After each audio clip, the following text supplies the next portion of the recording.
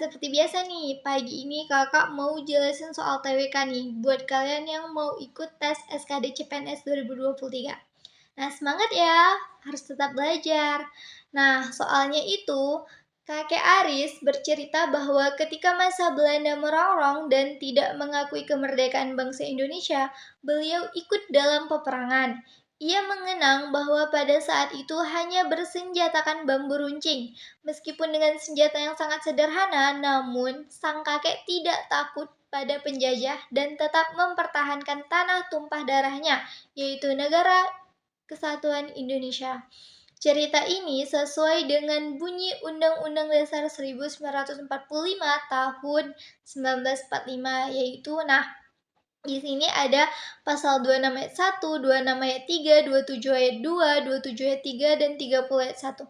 Nah, kita harus tahu dulu nih makna setiap pasal ini apa. Nah, kita tidak perlu tahu apa isinya, tapi kita hanya perlu tahu poin-poin penting dalam setiap pasalnya.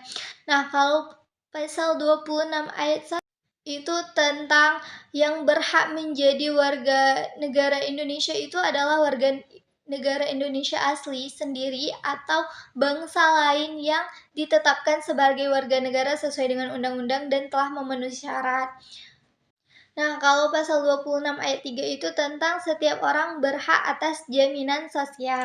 Nah, kalau 27 ayat 2 itu tentang arti pentingnya pekerjaan bagi setiap orang. Nah, kalau pasal 27 ayat 3 itu setiap warga negara berhak dan wajib ikut serta dalam upaya pembelaan negara.